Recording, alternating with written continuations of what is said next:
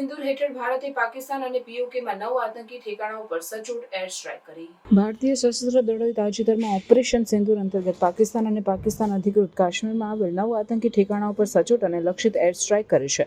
આ કાર્યવાહી પહલગામમાં થયેલ આતંકી હુમલા પછી કરવામાં આવી હતી, જેમાં નિર્દોષ નાગરિકોની હત્યા કરવામાં આવી હતી.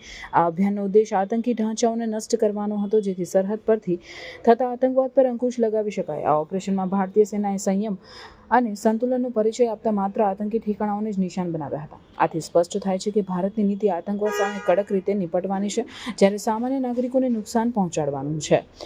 આ પ્રકારની સર્જિકલ સ્ટ્રાઇકથી સંદેશ મળે છે કે ભારત પોતાની સુરક્ષા પ્રત્યે સજાગ છે અને કોઈપણ આતંકી પ્રવૃત્તિઓનો મક્કમ જવાબ આપવાની ક્ષમતા ધરાવે છે. ગત વર્ષોમાં પણ ભારતે આતંકવાદ સામે કડક પગલાં લીધા છે. ઉદાહરણ રૂપે 2016માં ઉરી હુમલા પછી ભારતીય સેનાએ પીઓકેમાં સર્જિકલ સ્ટ્રાઇક કરી હતી, જેમાં આતંકી ઠેકાણાઓને નષ્ટ કરવામાં આવ્યા હતા.